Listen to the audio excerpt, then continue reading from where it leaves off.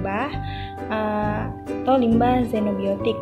Jadi pertama kita harus mengetahui apa sih itu limbah. Jadi limbah merupakan sisa dari suatu usaha atau kegiatan yang mengandung bahan berbahaya atau beracun karena sifat, konsentrasi dan jumlahnya baik secara tidak langsung maupun secara langsung dapat membahayakan lingkungan, kesehatan, kelangsungan hidup manusia dan makhluk hidup lainnya.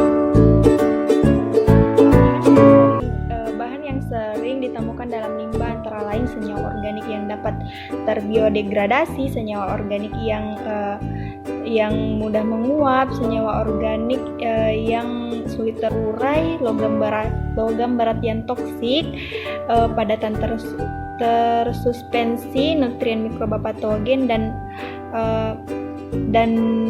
parasit.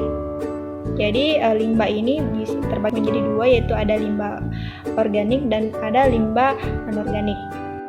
Nah, ketika mendengar kata xenobiotik, jadi xenobiotik ini bisa dikatakan sebagai zat asing, termasuk non-gizi seperti obat-obatan, pestisida, zat kimia tambahan pada bahan pangan, kemudian seperti pewarna, pemanis ataupun pengawet atau zat-zat kimia yang lainnya.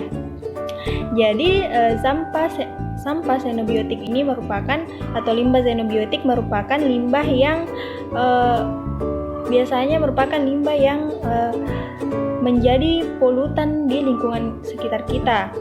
Jadi limbah xenobiotik ini biasanya termasuk sampah-sampah yang tidak mudah terurai. Contohnya seperti misalnya misalnya sampah plastik, botol minuman, kemudian mungkin pecahan kaca, tas yang terbuat dari plastik, kaleng, atau aluminium lainnya.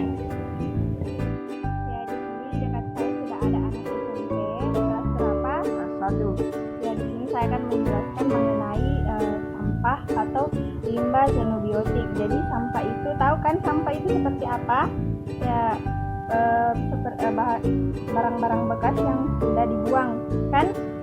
Jadi mengapa saya mengedukasikannya kepada anak-anak seperti yang di dekat saya ini, karena menurut saya edukasi seperti ini sangat penting untuk pada anak-anak, karena biasanya anak-anaklah yang paling sering membuang sampah sembarangan.